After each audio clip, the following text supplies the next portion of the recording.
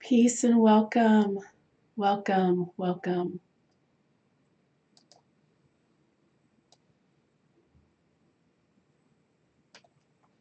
Oops, just trying to get the studio set up. Okay.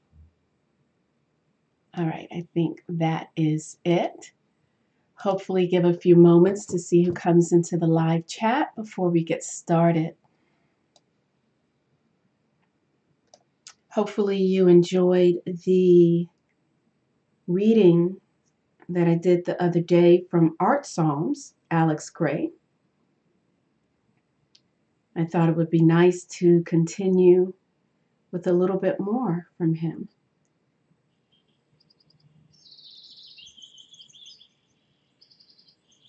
Okay. Hope you have your cup of tea or coffee. This morning I'm just having plain black tea. Actually, it's a combination of Assam and nigiri in my artisan-made mug. How are you, Divine L? And good morning, Washington County News Station, Utah. Welcome all the way across the country. All right. I did buy a new orchid yesterday. However, it's a little too tall, so it's not in the picture. But here it is. Unfortunately, I realized I rescued it just before it really started to dry up. I noticed some of the buds are a little bit dry, but I'm not complaining. It's beautiful. Actually, I did a painting, a watercolor painting of these type of orchids before. It's sold. It's somewhere. I don't even remember who purchased that painting, but they're out there somewhere. Thank you. Wanted to try something different, so we have some bird sounds going on.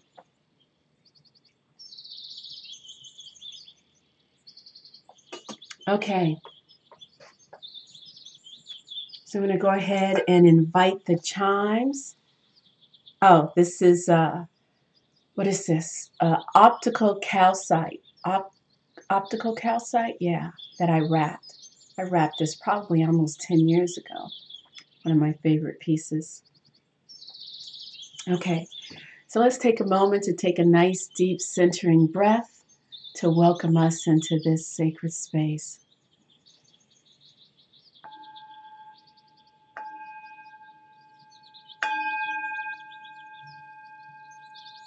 There you go. There you go.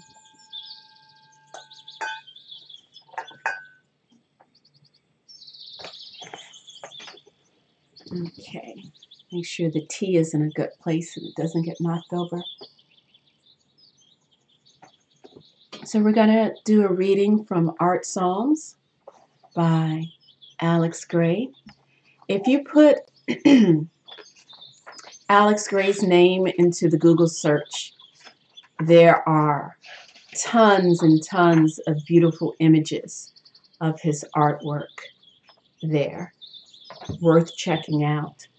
I've bought a couple of old calendars just so I could cut the pages of the calendars out and laminate them, and I hang them up in my art studio for inspiration. Very mystical, cosmic type art. So today's reading, let's see, I'm going to do two readings here. Today's reading, Soul Marriage, and that's S-O-U-L, Soul Marriage. A commitment to your own and the world's transformation for the benefit of myself and all beings. I, Tamu and Ngina, my ego and personality. And so you guys can repeat after me if you'd like. I, and then your name. I, Tamu and Ngina, my ego and personality, do solemnly swear to love, honor, and obey my soul. My path to realization and relationship with a higher, deeper, creative power, for better or worse, for richer or poorer, in sickness and in health, from now and forevermore.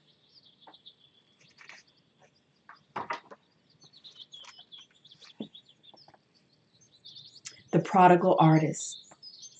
Centuries ago, the artist left the church, wandering away from the constrictions of religious dogma, a cruel father and a distant mother, in pursuit of freedom and personal identity. Departing from the secure but stifling home of traditional sacred iconography, the artist gambled creative richness on formal innovations and ambiguous or transgressive subjects. The prodigal artist walked the countryside into the towns of bourgeois homes, visiting every tavern, tasting expensive liqueurs and cheap booze. In a haze of romantic rebellion and stiff-necked egotism, the artist blurted out drunken hallucinations and bad dreams, wasting themselves and their viewers. Now, we eat at the trough of artistic swill next to greedy swine, a serving of fashionable nihilism, appealing to every base and animal instinct. The contemporary artist commits suicide, hovers in irony and ambiguity, worships mammon, decorates the cell walls of an absurd existence with excrement, or vows to find a way home to the authentic sacred. Not a blind return to the ancient ways, not reverting to former outdated strategies, but with insights gained after traipsing through every ism.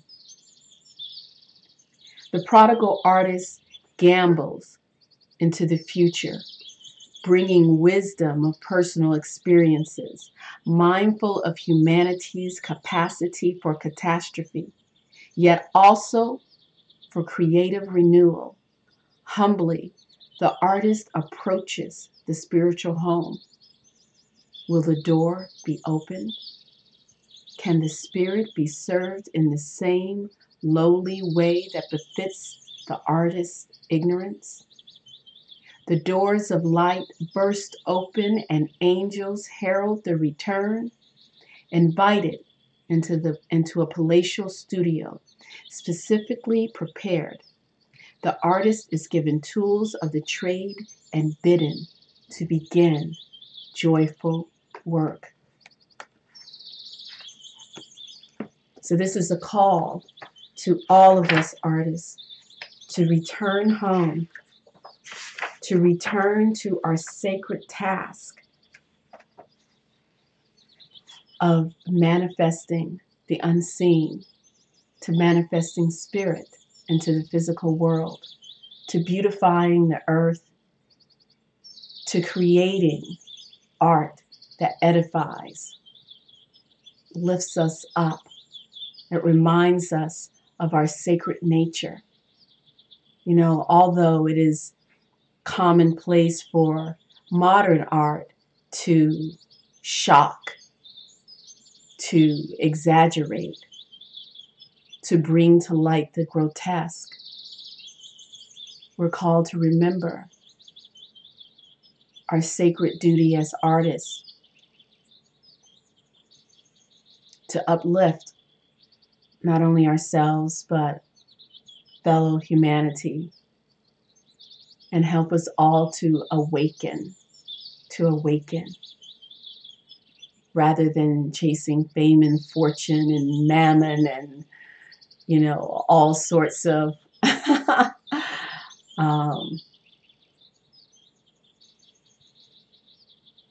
things that do not necessarily serve. This reading sort of reminds me, I was at the bookstore the other day, and usually, when they get books in on YiJing or a Kabbalah or whatever, they give me a call or they let me know, oh, this book, that book came in. I'm getting ready to have a small art exhibit at one of the local galleries coming up in spring. And it's going to be on sacred geometry. And I'm still trying to formulate how it's going to progress. It's going to be a project wall, and it progressively creates itself over the course of I believe it's 3 months. Anyway, I'm not going to mention the artist's name because I'm not trying to, diss any artist. But there is this feminist artist, famous, I don't know if she's from the 70s, but at least the 80s and the 90s.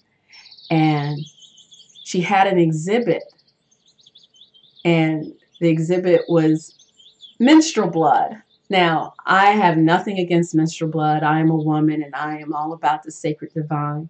But her exhibit was basically taking tampons and Kotex, I know that's an old word, and menstrual blood, and just smearing it all over the canvas. Yeah.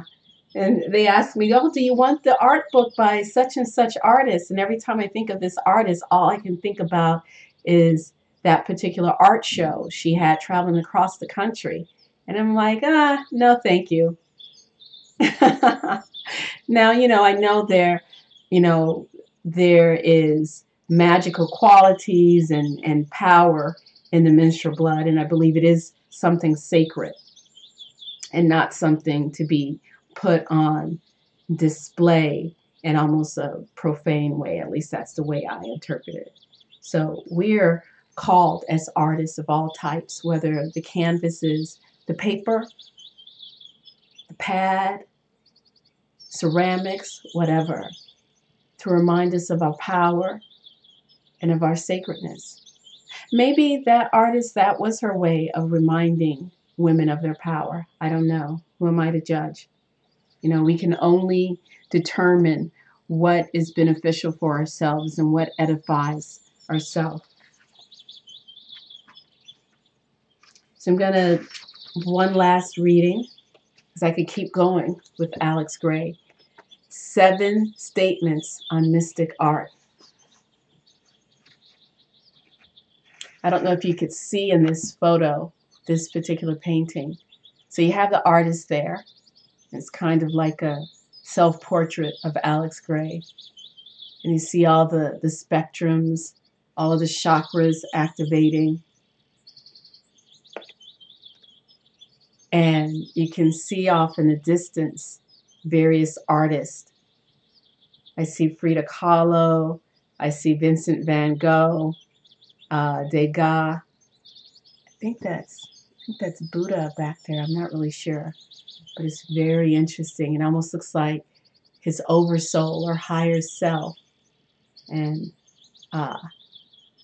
giving him the energy. And isn't that cool? Very amazing. Very amazing. Okay, so let me quick give a shout out to everyone. Welcome Divine L, Washington County News Station, Utah. Goddess Naisha and I Spy. 7 statements on mystic art. Mystic art is spirit expressed into matter. A mystic artist receives and transmits revelation, providing their art as a medium for messages from the divine matrix of creation.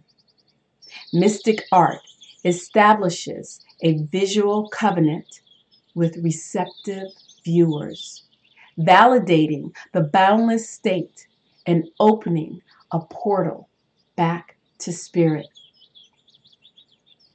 The highest motivation for creating art is transcendental inspiration, which naturally arises out of spiritual intoxication, the ecstatic love of God, and the intention to share visions to benefit others. Mystic art affirms the holy mystery and the ideals of truth, goodness, and beauty. No other artistic ideal can fulfill the longing soul like the creation and appreciation of relevant sacred art. Mystic art exudes spiritual nectar, luminous food for the soul. Busy eyes taste the nectar and return for sweet nourishment. By projecting forms which are crystallized visions of spiritual illumination, mystic art helps engineer higher mind states in the viewer. Relevant sacred art renews the subtle light body, surrounding and interpenetrating our physical body. Our subtle body is purified, uplifted, and healed by visually absorbing deity and ideal forms. Presence of ultimate reality absorbed through mystic art helps magnetize the viewer toward their own spiritual template and supreme identity.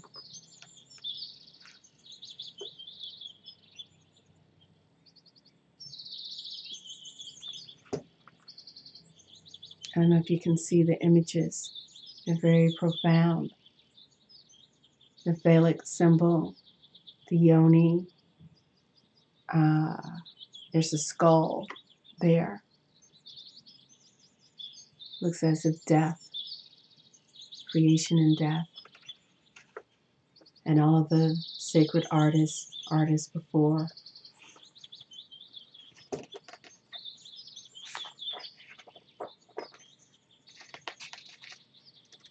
Again, this is readings from Art Psalms by Alex Gray. Artist's Prayer. Creator of the universe, how infinite and astonishing are your worlds. Thank you for your sacred art and sustaining presence. Divine imagination, forgive my blindness. Open all my eyes. Reveal the light of truth. Let original beauty guide my every stroke. Universal creativity, flow through me, from my heart, through my mind, to my hand. Infuse my work with spirit to feed hungry souls. So there you go. I could keep going, but we will continue with Alex Gray another day. And I tell you, it's been a while since I've been inspired to create art, and I'm really working on getting my inspiration going because, like I said, I have an art exhibit coming up. And luckily for me, this art exhibit is one that, like I said, is a progression. So I create it as it's being hung. And then later, let's see, Right before I have my art exhibit, I will be presenting at Vassar College an art workshop. Mystical Hebrew alphabet being utilized in mandalas. So it will be my third year coming back to the Judaic Studies program and presenting that workshop. And so let me see how we will do today. Today's Tao Oracle is number 38, Obstacles. And that is how it is translated by Ma Padma Devi. Are we getting a good? Okay, that looks to be good. Let's put that right over here. Well, all right, there we go. Obstacles. Keywords: unexpected obstructions, frustration, difficulties, feelings of hopelessness, struggle, discouragement. Sorry about that, my mouse fell. And Benabel Wynn's translation of this hexagram is impasse and difficulties. Luckily for us, the Wisdom Keeper translation is dynamism. Dynamism. That's kind of an awkward word for me to say, dynamism. So we're looking at mountain and water. Water over mountain. You are welcome, Dee. Okay, so we have water over mountain, or the two bagua. So as you remember, the hexagram, which is 6, like a Merkaba, 6 sides, like the Star of David or Merkaba, the vehicle of the soul. It's made hexagram, or gua, which is the Chinese word for it. A gua is made up of 6 yao, 6 lines, 6 yao, and 2 bagua with 3 yao each. And we have water over mountain, which are the energies, not elements, but energies. So the energy of mountain, we're going to look at that one first, because we always start from the bottom of the hexagram to the top. All right, let me find mountain. I know it's here. Mountain. Mountain. Keeping still, preserving energy through stability, resting, respite, completion, discipline, resting state, rumination, meditation, and cultivation. And just turn my ringer off. And the element connected with the energy of mountain is earth, the direction northeast. So whenever you want to harness the energy of the mountain, stand in the direction of the northeast. The life aspect: knowledge, education, skills, wisdom. Medically speaking, related to the hand, joints, skull, and neck, upper back, shoulders, tumors, circulation blockage. Chakra, root chakra. Animal, wolf. Archetype, the scholar, artist. The immortal, Zhang Guo Lao, patron of occultists, alchemists, necromancers, and healers. Welcome, Warrior Queen. Welcome. And the next bagua is water. Water. Calm. Great depths. Being submerged into the depths. Strong movement or momentum. The moon. lunar forces, exercise caution, potential for danger, profundity, the occulted, the esoteric, unseen terrestrial energies.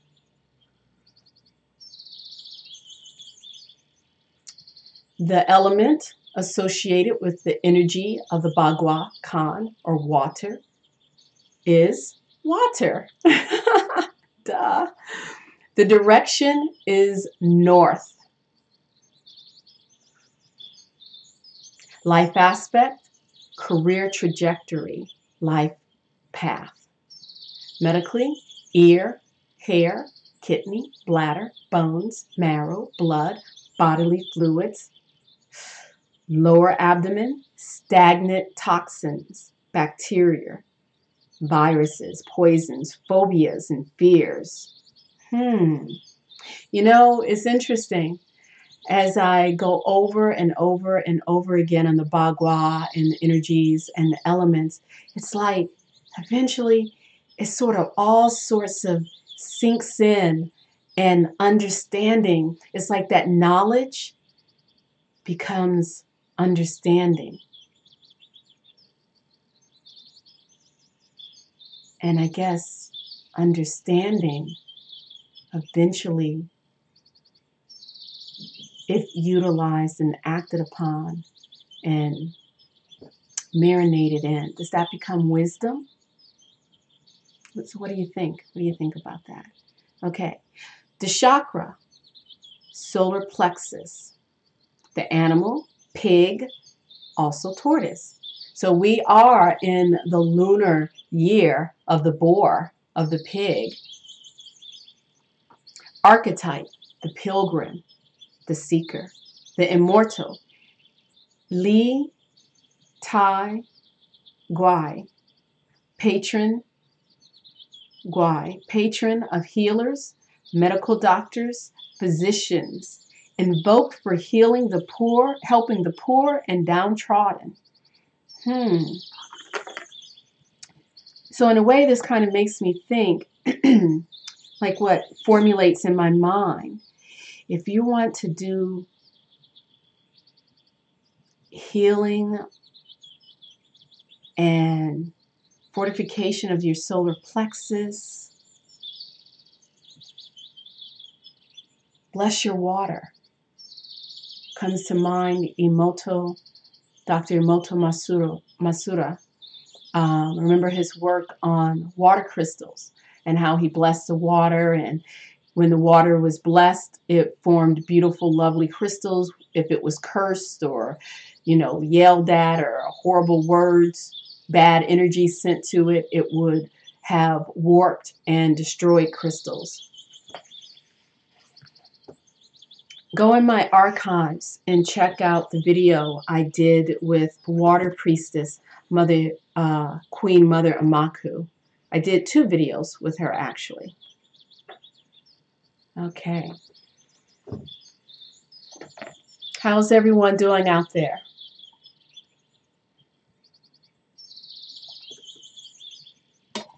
Just took a little sip of my tea.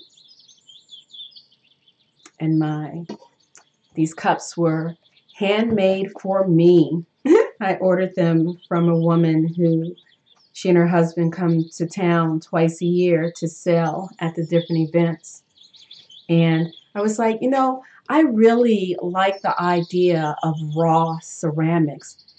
You ever make some raw ones? And so she made a raw one, and then she dipped it in the glaze at the top. I was like, oh yeah, I like that. I want 5 of them.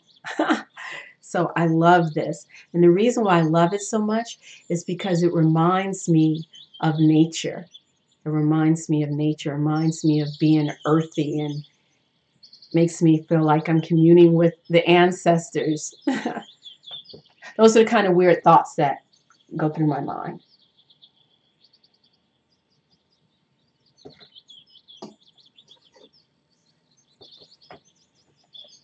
Okay, so number 39.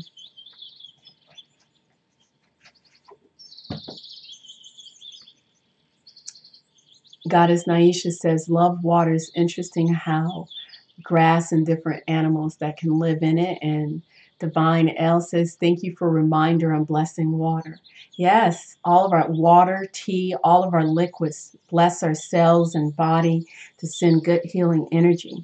So 39, Professor Hong, our theoretical physicist, late Dr. Hong, who was a theoretical physicist at MIT, he gave us this literal, direct translation of the YiJing, and I always like to share it.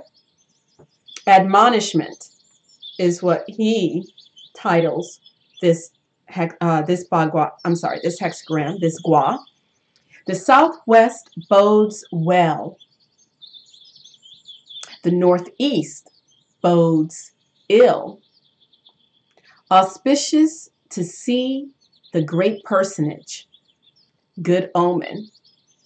So when I read that, where it says auspiciousness, auspicious to see the great personage, what came to my mind immediately when I read that was, when you know how when you get up in the morning and you look in the mirror at yourself, you are that great personage you get to see every day. So therefore, it's going to be a good day because you got to see yourself in the mirror because you are that great personage. And it is a good omen. And as usual, we always interpret the gua from the bottom up. The broken lines are the yin lines, which is feminine. You think of that opening like opening into the birth canal, into the womb. And then the straight line is the masculine. Think of it as like a phallic symbol. Yin and yang, feminine and masculine. So we're starting at the bottom. Giving admonishment, receiving praise. The king's minister admonishes fervently, not for his own sake. Giving admonishment, receiving reproach. Giving admonishment, receiving an excuse. Admonishing intensely, acquiring a friend. Giving admonishment, acquiring confidence. All's well. Auspicious to see the great personage. And another thing that I really like about having this direct, literal as possible, because, you know, especially when you have an Asian language and then you have a Western language, there might be some, you know, some subtleties that may not translate as well, or words that you can't necessarily find an equivalency for, who knows. But when you can get a literal translation of a sacred text like this, especially something that's so poetic and sort of, you know, has to be interpreted each time according to whatever the scenario is. At least for myself, I can find in there spaces where that bodes well with my spirit. I understand that. I'm getting something from it. And at least from this, what comes to my mind, especially where it says auspicious to see the great personage, it's like, you know, you can't, everything can't always be rosy and perfect and, oh, you're doing so good. Sometimes you got to be pushed. You got to, you know, you need to be pushed. And there's some praise in there. But this is all that happens on the journey on perfecting yourself, perfecting your spirit.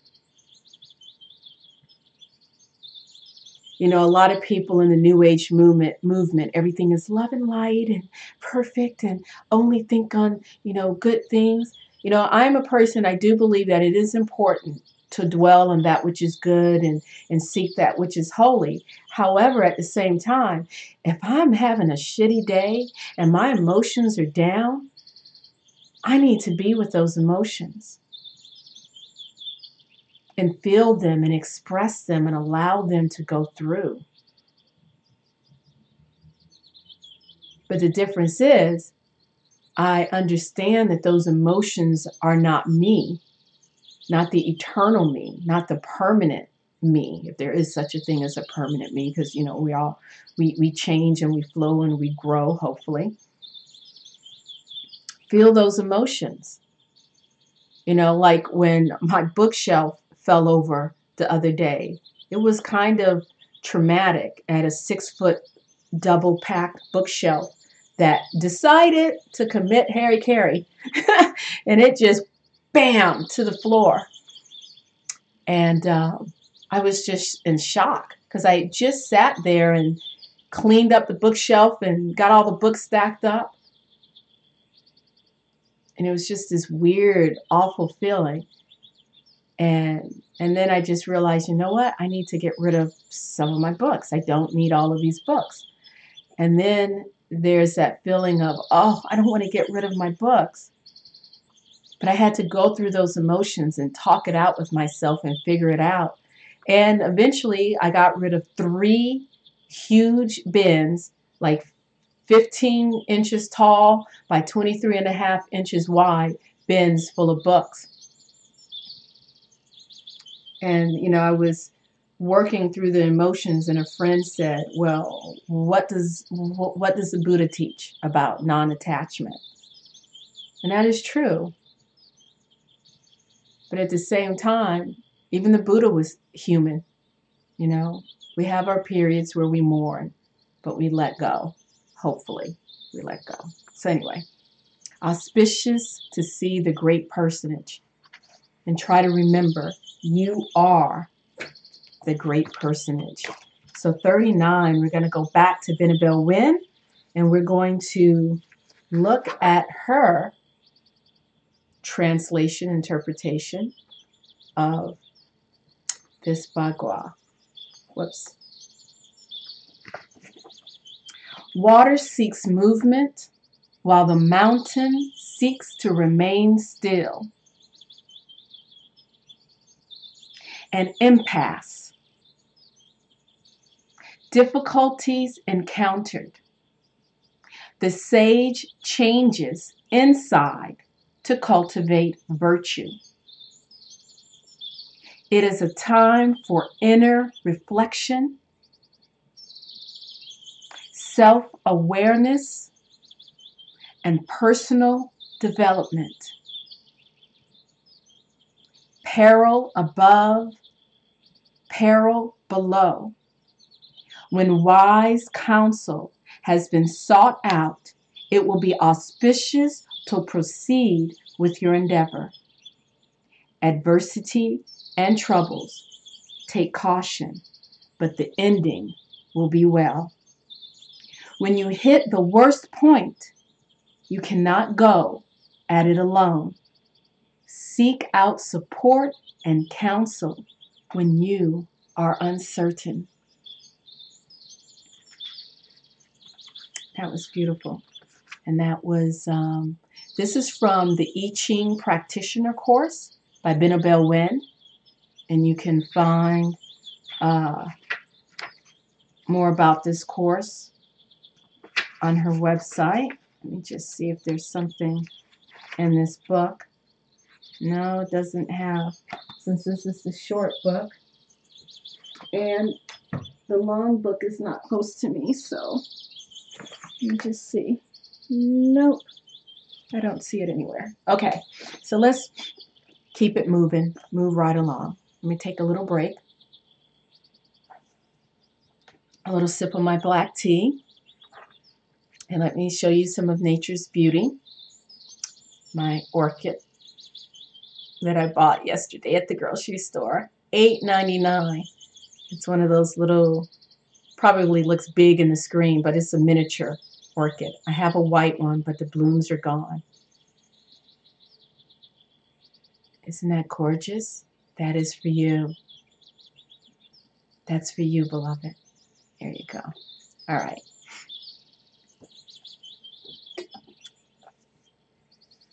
Brian Brown Walker, the YiJing, or Book of Changes. Qian, obstruction. Surrounded by obstruction, one must first retreat, then seek the direction of the sage. There is an old saying which fits this hexagram. You are caught between a rock and a hard place. In other words, you are surrounded by obstructions. As much as you may want to blame others for the difficulty, in all likelihood, the true obstruction is in your own thinking. What is called for now is a retreat into self-examination and self-correction. Emotions of desire, fear, or anger may tempt you to take action now, but do not be seduced. The presence of these strong feelings is proof that you are off balance and need to steady yourself. As long as you try to forcibly achieve external results, rather than carefully following higher truth step by step, you will be obstructed from making personal progress. Whenever we indulge in judgments about others, we obstruct our own peace of mind and progress. We should choose instead to see the best in others, allow them to come and go as they will, and turn our energies inward towards self-improvement. Often the faults in our own thinking are revealed only with the aid of others. You would be wise now to seek the advice of a qualified counselor or truth-minded friend. Retreat, self-examination, and self-correction will remove the obstructions that block your path now.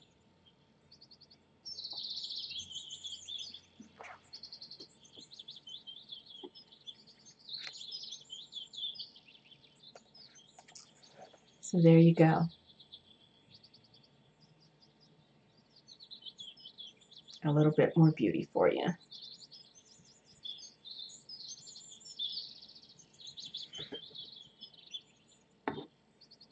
And last but not least, oh, this guy has my dreadlocks and about the same color as mine too. Dynamism. Dynamism. So I'm going to bring this up close so you can examine. Can you see some of the symbolism on his face? I see a heart there and a third eye. I see like the Sankofa looking back at the traditions in the past. I see Nyame. Oh, I see another Andrinka, West African symbolisms. This one, Nyame, I believe it's like God is everything, or everything, everything God, something like that. Nyame, look it up. Nyame, Nyame. I had purchased from an artist that I met on Facebook this beautiful Nyame point painting. And my second son, he's in grad school right now, getting his PhD. He saw the painting and he's like, "Oh, Mom, can I have that?" Sure, baby, you can have it. So I never even got to hang it up on my wall, but it's on display in his apartment in Hyde Park. Okay. If you do what you truly love, you will unleash your creative dynamism. Dynamism. That word is so awkward for me. Dynamic, dynamite. No, not dynamite. Dynamic, dynamism. If you do what you truly love, you will unleash your creative dynamism. And the more creative you are, the more energy becomes available to you. Gift, dynamism. Shadow, provocation. City, liberation. And we're going to share dynamism's wisdom story.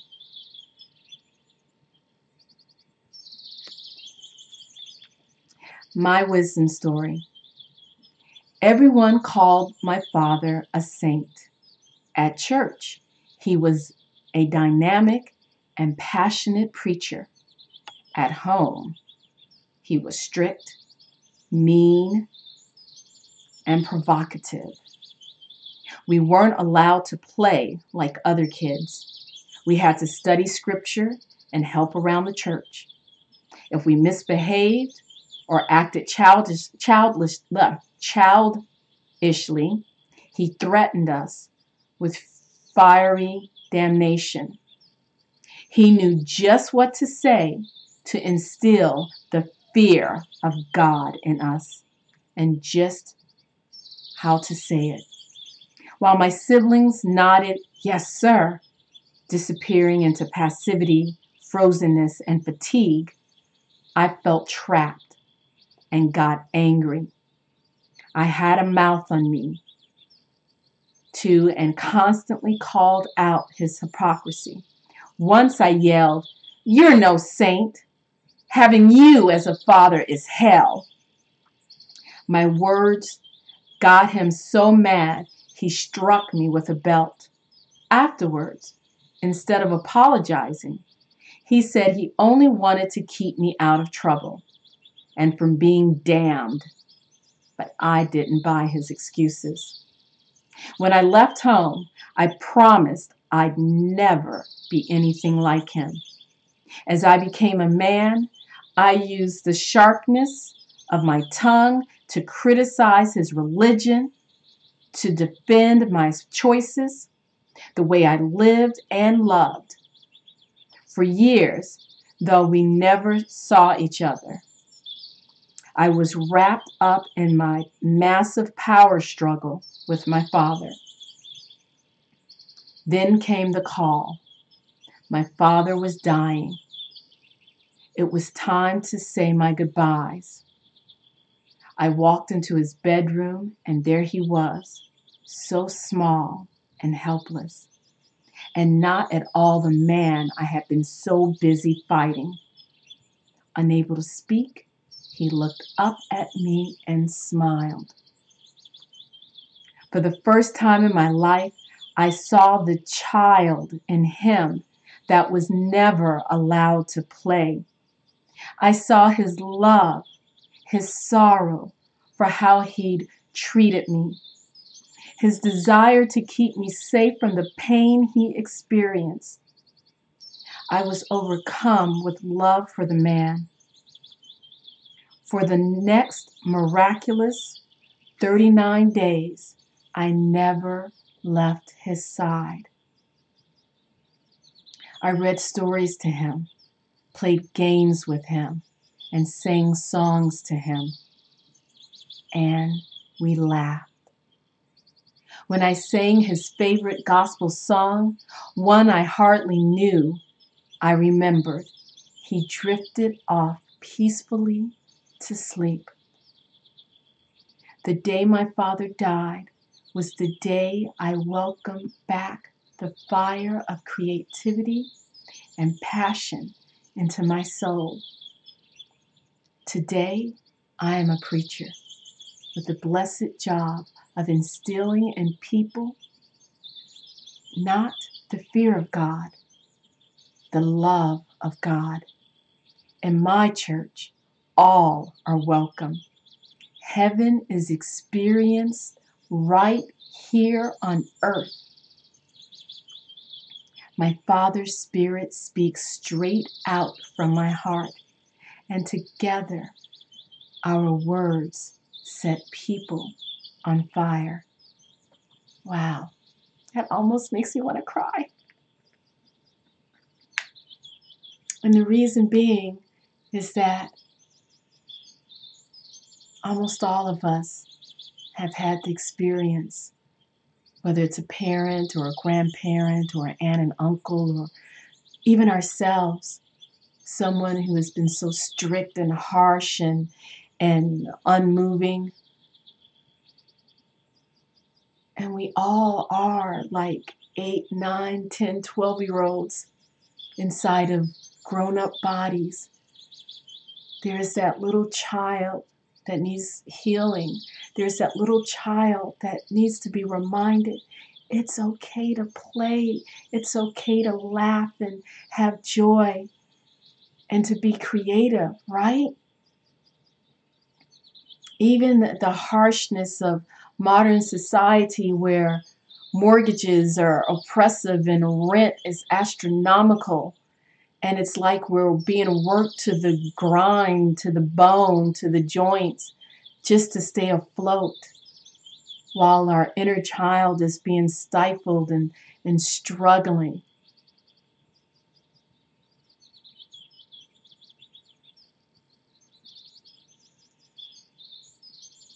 And what I've come to understand is the best way to bring about healing is in those moments where we can struggle to be aware, to be present.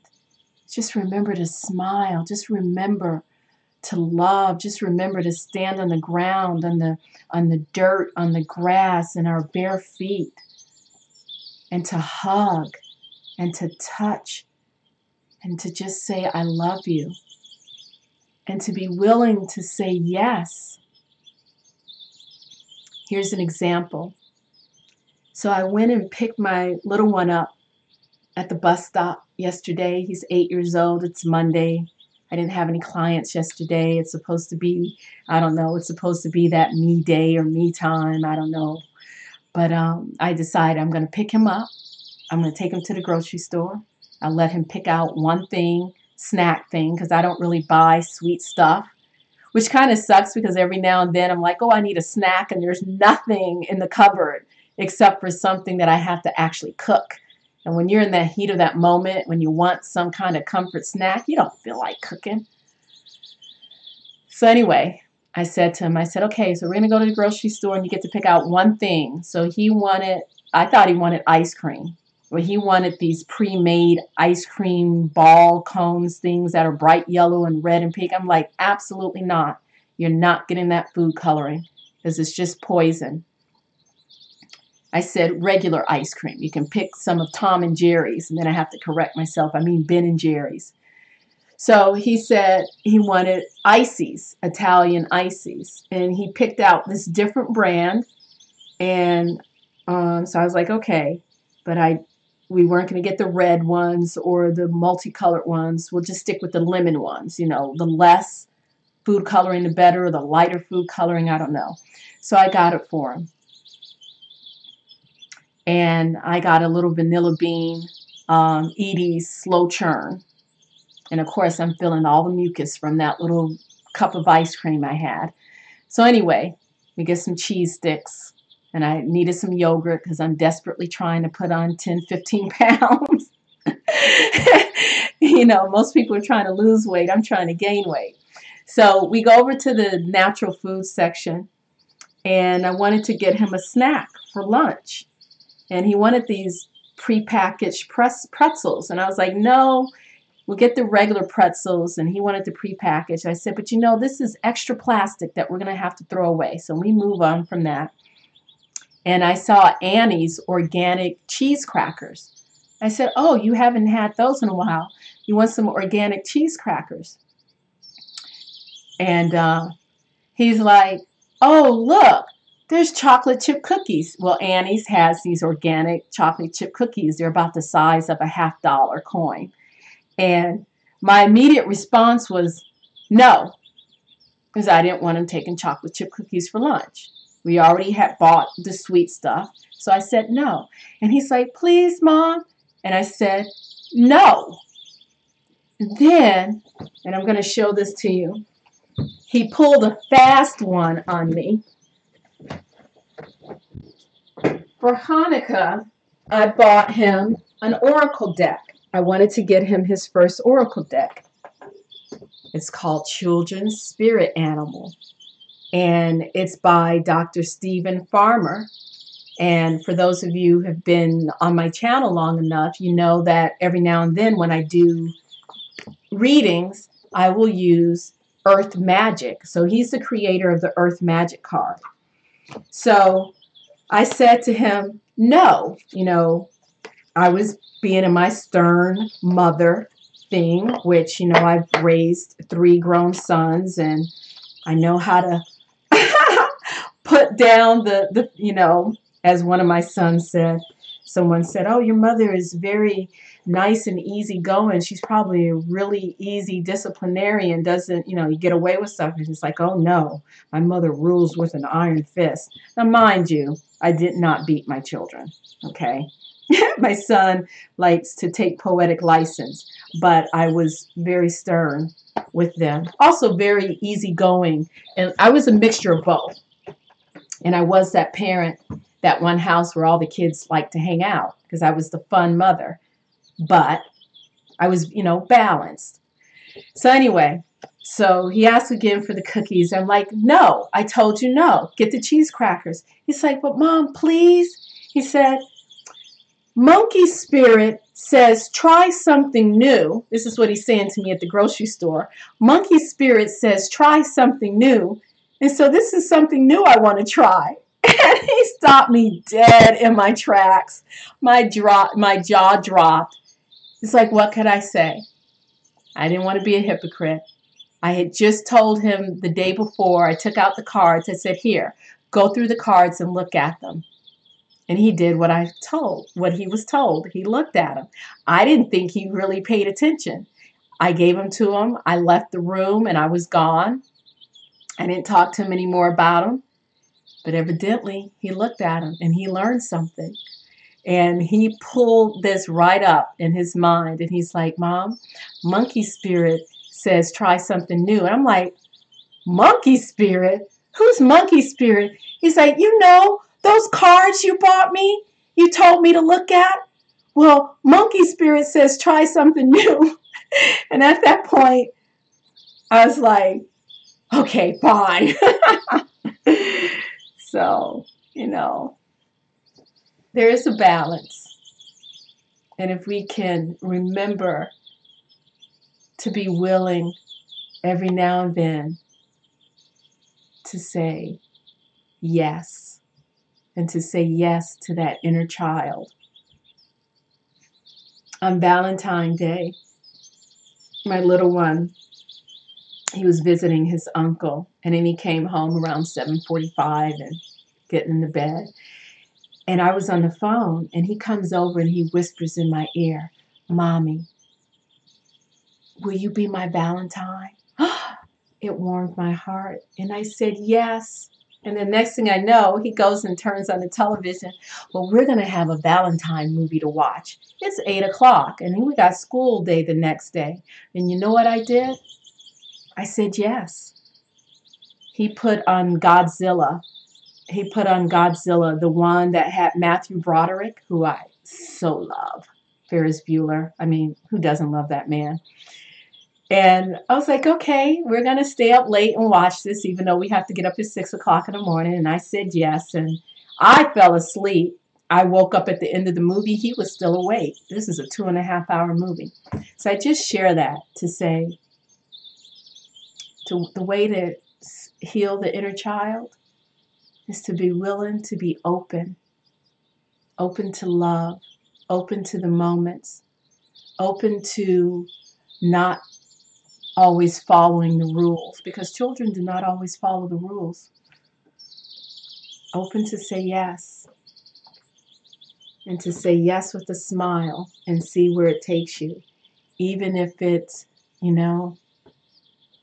not always what you're used to. All right, we are exactly 1 hour now, and I think I've kept you guys long enough. So On your journey, remember the little monkeys. Try something new. Okay. So thank you so much for joining me today. Tamu and Ngina, Priestess Heart. I love you very much. I appreciate your energy. Let's take a moment to remember our ancestors and all those who have come before us. I wish you peace and great bliss.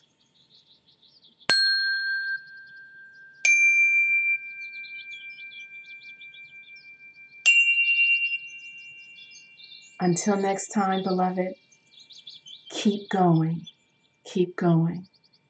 Love yourself.